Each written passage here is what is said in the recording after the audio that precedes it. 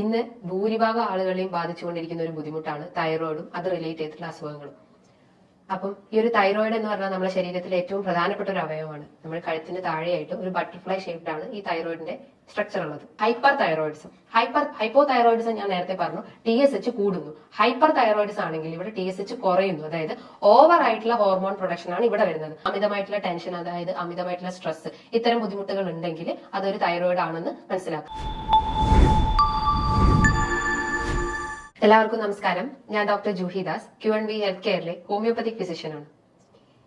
ഇന്ന് ഭൂരിഭാഗം ആളുകളെയും ബാധിച്ചുകൊണ്ടിരിക്കുന്ന ഒരു ബുദ്ധിമുട്ടാണ് തൈറോയിഡും അത് റിലേറ്റ് ചെയ്തിട്ടുള്ള അസുഖങ്ങളും. അപ്പം ഈ ഒരു തൈറോയിഡ് എന്ന് പറഞ്ഞാൽ നമ്മുടെ ശരീരത്തിലെ ഏറ്റവും പ്രധാനപ്പെട്ട ഒരു അവയവമാണ്. നമ്മൾ കഴുത്തിന് താഴെയായിട്ട് ഒരു ബട്ടർഫ്ലൈ ഷേപ്ഡ് ആണ് ഈ തൈറോയിഡിന്റെ സ്ട്രക്ചർ ഉള്ളത്. അപ്പോൾ തൈറോയിഡ് പല ഹോർമോൺസും ഉത്പാദിപ്പിക്കുന്നു. അതിൽ പ്രധാനപ്പെട്ടതാണ് T3, T4, കാൽസിറ്റോണിൻ. ഈ തൈറോയിഡ് ബ്രെയിനിൽ നിന്ന് സ്റ്റിമുലേഷൻ, അതായത് ഉത്പാദിപ്പിക്കുമ്പോൾ ബ്രെയിനിൽ നിന്നുള്ള stimulation, thyroid releasing hormone, thyroid release ചെയ്യാനുള്ള ഹോർമോണിലെ സ്റ്റിമുലേഷൻ ബ്രെയിനിൽ നിന്ന് വരുന്നു. അങ്ങനെ പിറ്റ്യൂട്ടറി ഗ്ലാൻഡിന്റെ സഹായത്തോടെ അത് സ്റ്റിമുലേറ്റ് ചെയ്യും. അങ്ങനെ TSH സ്റ്റിമുലേറ്റ് ചെയ്യപ്പെടുകയും അങ്ങനെ T3, T4, കാൽസിറ്റോണിൻ പോലത്തെ ഹോർമോൺസ് ഉത്പാദിപ്പിക്കുകയും ചെയ്യും. ഇതാണ് ഇതിന്റെ ഒരു പാറ്റേൺ, ഇതിന്റെ ഒരു പ്രക്രിയ എന്ന് പറയുന്നത്. ഈ ഒരു T3, T4 അല്ലെങ്കിൽ TSH ഉണ്ടാവുന്ന വ്യതിയാനങ്ങളാണ് ഹൈപ്പോ തൈറോയിഡിസവും hyperthyroidism, Hashimoto thyroiditis, Graves disease, അങ്ങനെ പല രോഗങ്ങളിലേക്കും ലീഡ് ചെയ്യുന്നത്. ഹൈപ്പോ തൈറോയിഡിസം എന്ന് പറയുമ്പോൾ T3, T4 കുറയുകയും TSH കൂടുകയും ചെയ്യുന്നു. അതായത് ഹോർമോണിന്റെ പ്രവർത്തനം ഇല്ലാത്തൊരവസ്ഥ. അപ്പൊ അവിടെ സ്റ്റിമുലേറ്റ് ചെയ്യപ്പെടും. അതുകൊണ്ടാണ് TSH കൂടുന്നതും T3, T4 കുറയുന്നതും ചെയ്യുന്നത്. അപ്പൊ ഇതിന്റെ പ്രധാനപ്പെട്ട ലക്ഷണം ഹൈപ്പോ തൈറോയിഡിസം എന്ന് പറയുമ്പോൾ അവിടെ നമ്മുടെ ബോഡി എല്ലാം ഒരു ലോ സ്റ്റേജിലോട്ട് പോകുന്നു. പ്രധാനമായിട്ടും നമുക്ക് മൂഡ് സ്വിങ്സ് ഉണ്ടാവും. അതായത് ഒരു കൺഫ്യൂഷൻ, നമുക്ക് ഒന്നും ചെയ്യാനുള്ള ഒരു ഇൻട്രസ്റ്റ് ഉണ്ടാവില്ല, ഒരു ഇൻട്രസ്റ്റ് ഇല്ലാത്തൊരവസ്ഥ, അല്ലെങ്കിൽ ഒരു ലെതാർജി, ഒരു അലസത ഫീൽ ചെയ്യാം. മറ്റൊന്ന് നമുക്ക് മലബന്ധം വരാം, മോഷൻ കറക്റ്റ് ആവാത്ത അവസ്ഥ വരാം, അതായത് മോഷൻ പോകുമ്പോൾ ടൈറ്റ് ആയിട്ട് പോകുന്ന ഒരു അവസ്ഥ. അതേപോലെ തന്നെ സ്കിന്നിൽ ഡ്രൈനെസ് ഉണ്ടാവും, ഒരു ഡീഹൈഡ്രേറ്റ് ഫീലിംഗ് ഉണ്ടാവും, അല്ലെങ്കിൽ ഡ്രൈനെസ് ഫീൽ ചെയ്യാം, ചർമ്മം മൊത്തം വരണ്ട പോലത്തെ ഒരു അവസ്ഥ വരാം. അതേപോലെ തന്നെ അമിതമായിട്ടുള്ള ക്ഷീണം, നമുക്ക് എപ്പോഴും ഉറങ്ങണം എന്നുള്ള ഒരു ടെൻഡൻസി വരും. അമിതമായിട്ടുള്ള ക്ഷീണം വരുവാണെങ്കിലും ഹൈപ്പോ തൈറോയിഡിസം ആണെന്ന് മനസ്സിലാക്കാം. അതേപോലെ തന്നെ ഹൈപ്പോ തൈറോയിഡിസിന്റെ മറ്റു ലക്ഷണങ്ങളാണ് മുടി കൊഴിയുക, അതായത് മുടി പൊട്ടിപ്പൊഴിഞ്ഞ് മുടി കൊഴിയുന്ന ഒരവസ്ഥ. അതുപോലെ വിശപ്പ് കുറയുക, നമുക്ക് അപ്പറ്റൈറ്റ് വളരെ കുറഞ്ഞു പോകുന്ന അവസ്ഥയും അങ്ങനെ കോൺസ്റ്റിപ്പേഷനിലേക്കൊക്കെ ലീഡ് ചെയ്യാനുള്ള ഒരു ചാൻസ് ഉണ്ട്. അതേപോലെ തന്നെ അമിതമായിട്ടുള്ള ക്ഷീണം, വെയിറ്റ് കൂടാം, അതായത് ഹൈപ്പോ തൈറോയിഡ് ഉള്ള ആളുകൾക്ക് വെയിറ്റ് കൂടാനുള്ള ഒരു ടെൻഡൻസി ഉണ്ട്. പക്ഷേ ഹൈപ്പർ തൈറോയിഡിസം നോക്കുമ്പോൾ വെയിറ്റ് കുറയുന്ന ഒരു ചാൻസ് ആണ് കാണുന്നത്. ഇതേപോലെ തന്നെയാണ് മറ്റൊന്നാണ് ഹൈപ്പർ തൈറോയിഡിസം. ഹൈപ്പോ തൈറോയിഡിസം ഞാൻ നേരത്തെ പറഞ്ഞു, TSH കൂടുന്നു. ഹൈപ്പർ തൈറോയിഡിസം ആണെങ്കിൽ ഇവിടെ TSH കുറയുന്നു. അതായത് ഓവർ ആയിട്ടുള്ള ഹോർമോൺ പ്രൊഡക്ഷൻ ആണ് ഇവിടെ വരുന്നത്. അപ്പം TSH എന്ത് പറയുന്നു, അത് കുറയ്ക്കാൻ നോക്കുന്നു. അപ്പൊ ഇവിടെ TSH കുറയും, T3, T4 കൂടുകയും ചെയ്യുന്നു. അപ്പൊ ഇതിന്റെ പ്രധാനമായിട്ടുള്ള ലക്ഷണം എന്ന് പറഞ്ഞു കഴിഞ്ഞാൽ ക്ഷീണം ഉണ്ടാവാം. അതേപോലെ തന്നെ നമുക്ക് മറ്റേ കേസിൽ പറയുമ്പോൾ കോൺസ്റ്റിപ്പേഷൻ, ഇവിടെയാണെങ്കിൽ മലബന്ധമല്ല, നമുക്ക് വയറിളകുന്ന പോലെ ഒരു ഡയറിയ ഫീലിങ്സ് വരാം. അതേപോലെ അമിതമായിട്ടുള്ള ക്ഷീണം, വെയിറ്റ് കുറയാം.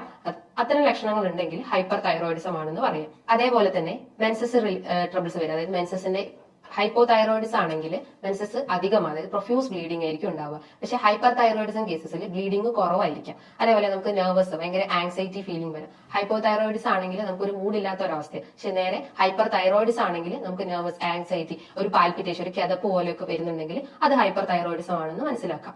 ഇനി ഹൈപ്പർ തൈറോയിഡിസം അല്ലെങ്കിൽ ഹൈപ്പോ തൈറോയിഡിസം ഇത്തരം ലക്ഷണങ്ങൾ ഉണ്ടെങ്കിൽ നമ്മൾ ഒരു സ്കാനിങ്ങോ അല്ലെങ്കിൽ ബ്ലഡ് ടെസ്റ്റോ ഒക്കെ ചെയ്യേണ്ടതാണ്. ബ്ലഡ് ടെസ്റ്റ് എന്ന് പറയുമ്പോൾ പ്രധാനമായിട്ടും തൈറോയിഡ് ഫംഗ്ഷൻ ടെസ്റ്റ്. അതിന്റെ അകത്താണ് T3, T4, TSH ഇത്തരം ഹോർമോൺസിന്റെ വാല്യൂസ് നോക്കി കഴിഞ്ഞ് കഴിഞ്ഞാൽ നമുക്ക് ഹൈപ്പർ ആണോ ഹൈപ്പോ ആണോ എന്ന് മനസ്സിലാക്കാം. ഹൈപ്പർ തൈറോയിഡിസം ആണെങ്കിൽ T3, T4 കൂടുകയും TSH കുറയുകയും ചെയ്യുന്നു. ഹൈപ്പോ തൈറോയിഡിസം ആണെങ്കിൽ TSH കൂടുകയും T3, T4 കുറയുകയും ചെയ്യുന്നു. അത്തരം വാല്യൂസ് നോക്കിയിട്ട് നമുക്ക് ഹൈപ്പർ ആണോ ഹൈപ്പോ ആണോ എന്ന് നോക്കാം. കുറച്ചുകൂടി അഡ്വാൻസ്ഡ് ആയിട്ടുള്ള ടെക്നോളജി ആണെങ്കിൽ ഫ്രീ T3, T4 നമുക്ക് നോക്കാവുന്നതാണ്. ഇനി നമുക്ക് എന്തെങ്കിലും ആന്റിബോഡി ടെസ്റ്റും ചെയ്യാവുന്നതാണ്. അതേപോലെ TPO ഇത്തരം ആന്റിബോഡി ടെസ്റ്റുകൾ ഉണ്ടെങ്കിലും അതും ഈ ഒരു തൈറോയിഡിന്റെ ടെസ്റ്റ് ആയിട്ട് പറയുന്നു. ആന്റിബോഡി TPO എന്നൊക്കെ പറയുമ്പോൾ അതായത് നമ്മളെ ഇമ്മ്യൂൺ സിസ്റ്റത്തിന് എത്രത്തോളം അത് എഫക്ട് ആയിട്ടുണ്ട്, അല്ലെങ്കിൽ ആന്റിബോഡീസ് എത്രത്തോളം നമ്മുടെ ബോഡിയിൽ ഉണ്ട് എന്നൊക്കെയാണ് ഈ TPO ടെസ്റ്റിലൂടെ മനസ്സിലാക്കുന്നത്.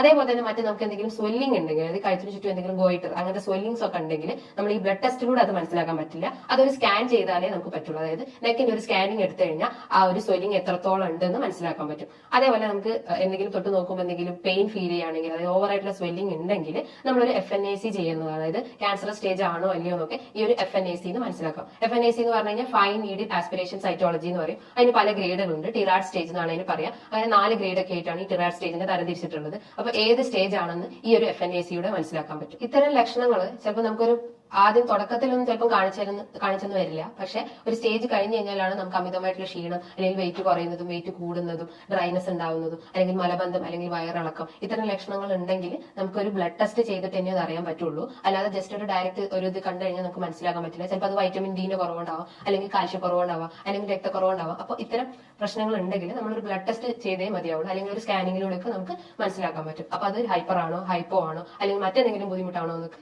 മനസ്സിലാക്കാൻ പറ്റും. ഈ ഒരു തൈറോയിഡ് റിലേറ്റഡ് ഇഷ്യൂസ് പല കാരണങ്ങൾ കൊണ്ടാവാം. പ്രധാനമായിട്ടും അമിതവണ്ണം ഉള്ളവർക്ക് തൈറോയിഡ് റിലേറ്റഡ് ഇഷ്യൂസ് വരാം. അതാണ് നേരത്തെ പറഞ്ഞു, അത് വെയിറ്റ് കൂടാം, വെയിറ്റ് കുറയാം. അങ്ങനെ പല പ്രശ്നങ്ങളും അമിതവണ്ണം ഉള്ള ആളുകൾക്കും ഈ തൈറോയിഡ് ഇഷ്യൂസ് വരാം. അതേപോലെ തന്നെ അന്തരീക്ഷ മലിനം, അതായത് എൻവയോൺമെന്റൽ പൊല്യൂഷൻ കാരണം, അതായത് എന്തെങ്കിലും ടോക്സിൻസോ അല്ലെങ്കിൽ പെസ്റ്റിസൈഡ്സ് ഒക്കെ നമ്മുടെ ബോഡി രക്തത്തിൽ അലിഞ്ഞ് ചേരുമ്പോഴും ഈ ഒരു തൈറോയിഡ് ഇഷ്യൂസ് വരാം. അതേപോലെ തന്നെ പ്രഗ്നന്റ് ആയിട്ടുള്ള വുമൻസിലും ഈ ഒരു തൈറോയിഡ് പ്രോബ്ലം, അതായത് കൂടുതലായിട്ട് ഹോർമോൺ വേരിയേഷൻ നടക്കുമ്പോഴും ഈ ഒരു തൈറോയിഡ് ഇഷ്യൂസ് വരാനുള്ള ഒരു ചാൻസ് ഉണ്ട്. അതേപോലെ തന്നെ പ്രധാനമായിട്ടുള്ള ഒരു കാരണമാണ് അമിതമായിട്ടുള്ള ടെൻഷൻ, അതായത് അമിതമായിട്ടുള്ള സ്ട്രെസ്. ഇത്തരം ബുദ്ധിമുട്ടുകൾ ഉണ്ടെങ്കിൽ അതൊരു തൈറോയിഡ് ആണെന്ന് മനസ്സിലാക്കാം. ഇനി എന്തൊക്കെയാണ് ഇത്തരം ബുദ്ധിമുട്ടുകൾ വന്നു കഴിഞ്ഞാൽ നമ്മൾ ഭക്ഷണത്തിലൂടെ മാറ്റിയെടുക്കാൻ പറ്റുന്നത്, ഭക്ഷണ രീതികൾ എന്തൊക്കെയാണെന്ന് നോക്കാം.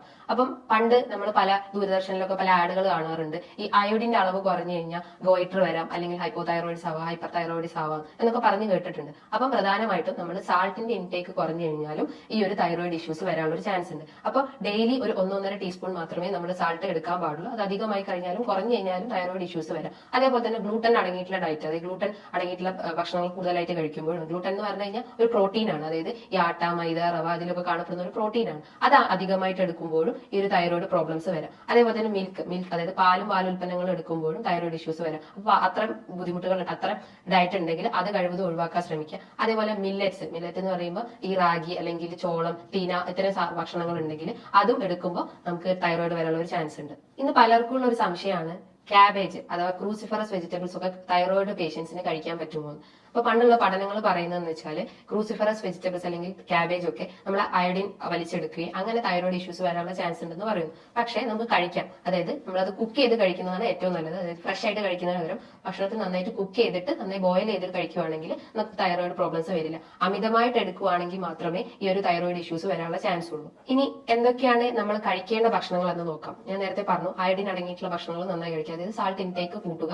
ഡെയിലി ഒരു 1.5 ടീസ്പൂൺ സാൾട്ട് എടുക്കുന്നതുകൊണ്ട് കുഴപ്പമൊന്നുമില്ല. അതേപോലെ സെലീനിയം അടങ്ങിയിട്ടുള്ള ഭക്ഷണം, സെലീനിയം ഒരു ആന്റി ഓക്സിഡന്റ് ആണ്. അപ്പൊ ഈ ഇൻഫ്ലമേഷൻ കുറയ്ക്കുകയും നമ്മുടെ ബോഡിയിലെ ആന്റി ടി പി അല്ലെങ്കിൽ ആന്റിബോഡീസ് ഒക്കെ കുറയ്ക്കാൻ സഹായിക്കും. അതായത് സെലീനിയം കൂടുതലായിട്ടുള്ള ഭക്ഷണം എന്ന് പറഞ്ഞു കഴിഞ്ഞാൽ മഷ്റൂംസ്, ഫിഷ് അല്ലെങ്കിൽ ചിക്കൻ, ഇതിനകത്ത് കൂടുതലായിട്ടും സെലീനിയം ഉണ്ട്. അപ്പൊ അത് ഭക്ഷണത്തിൽ ഉൾപ്പെടുത്താൻ ശ്രമിക്കുക. അതേപോലെ തന്നെ നമ്മൾ പാല്, ചായ ഒക്കെ കുടിക്കുന്നവരാണെങ്കിൽ അതും പാൽ ഉൽപ്പന്നങ്ങളാണ്, അത് ഒഴിവാക്കാൻ ശ്രമിക്കുക. പകരം നമ്മൾ തൈര് ഉണ്ടെങ്കിൽ അത് ഒഴിവാക്കാൻ ശ്രമിക്കുക. അതേപോലെ തന്നെ നമ്മൾ എന്തെങ്കിലും ക്രൂസിഫറസ് വെജിറ്റബിൾസ് ഉണ്ടെങ്കിൽ അത് ഒഴിവാക്കാൻ ശ്രമിക്കുക. പകരം അയഡിനും സെലീനിയും അടങ്ങിയിട്ടുള്ള ഭക്ഷണം കൂടുതലായിട്ട് കഴിച്ചുകൊണ്ടേ നിൽക്കുക. അപ്പൊ നമുക്ക് ഒരു പരിധി വരെ നമുക്ക് ഈ ഒരു തൈറോയിഡിനെ തടഞ്ഞു നിർത്താൻ സഹായിക്കുന്നതാണ്. ഇങ്ങനെ ഭക്ഷണത്തിലൂടെ തന്നെ നമുക്ക് ഒരു പരിധി വരെ ഈ ഒരു തൈറോയിഡ് പ്രോബ്ലംസ് മാറ്റിയെടുക്കാം. ഭക്ഷണത്തോടൊപ്പം തന്നെ നമ്മൾ നന്നായിട്ട് എക്സസൈസ് മെയിൻറ്റെയിൻ ചെയ്യുക, ബോഡി വർക്കൗട്ട് ചെയ്യുക, അല്ലെങ്കിൽ മറ്റെന്തെങ്കിലും വർക്കൗട്ട്സ് ഒക്കെ ചെയ്യുക. അങ്ങനെ പല വർക്കൗട്ട്സ് ഒക്കെ ചെയ്യുമ്പോഴും അതേപോലെ തന്നെ ഡയറ്റ് മെയിൻറ്റെയിൻ ചെയ്യുമ്പോഴും നമുക്ക് ഈ ഒരു തൈറോയിഡിന്റെ പ്രോബ്ലംസ് കുറയ്ക്കാം. തൈറോയിഡിന്റെ ഒപ്പം തന്നെ നമുക്ക് വൈറ്റമിൻ ഡിന്റെ പ്രശ്നം ഉണ്ടെങ്കിൽ വൈറ്റമിൻ ഡി സപ്ലിമെന്റ്സ് എടുക്കാവുന്നതാണ്. ഡെയിലി ഒരു 60 മന്ത്ലി ഒരു 60K അല്ലെങ്കിൽ വീക്കിലി ഒരു 60K യൂണിറ്റുള്ള വൈറ്റമിൻ ഡി സപ്ലിമെന്റ്സ് എടുക്കാവുന്നതാണ്. ഡെയിലി ആണെങ്കിൽ ഒരു 600 ഇന്റർനാഷണൽ യൂസ് സപ്ലിമെന്റ്സ് എടുക്കുന്നതുമാണ്. അതേപോലെ തന്നെ മറ്റെന്തെങ്കിലും ബുദ്ധിമുട്ടുണ്ടെങ്കിൽ ഈ ഒരു ഡയറ്റും എക്സസൈസും ഒക്കെ ഫോളോ ചെയ്ത് കഴിഞ്ഞാൽ നമുക്ക് എല്ലാ അസുഖങ്ങളും കുറച്ചുകൊണ്ടുവരാൻ പറ്റുന്നതാണ്. ഇനി ഇതുമായി ബന്ധപ്പെട്ട് പല സംശയങ്ങളും ഉണ്ടാവും. തൈറോയിഡിന് എത്ര മെഡിസിൻസ് എടുക്കണം, ഏതൊക്കെ ഡയറ്റ് ഫോളോ ചെയ്യണം, അല്ലെങ്കിൽ വൈറ്റമിൻ ഡി എടുക്കാൻ പറ്റുമോ, അല്ലെങ്കിൽ എന്തൊക്കെ എക്സസൈസ് ആണ് വേണ്ടത്, അങ്ങനെ പല സംശയങ്ങളും നിങ്ങൾക്ക് ഇതുമായി ബന്ധപ്പെട്ട് വന്നിട്ടുണ്ടാവാം. അങ്ങനെ എന്തെങ്കിലും സംശയങ്ങൾ ഉണ്ടെങ്കിൽ നിങ്ങൾക്ക് താഴെ കാണുന്ന നമ്പറിൽ കോൺടാക്ട് ചെയ്യാവുന്നതാണ്. ഇനിയും മറ്റൊരു വീഡിയോയുമായി വീണ്ടും കാണാം.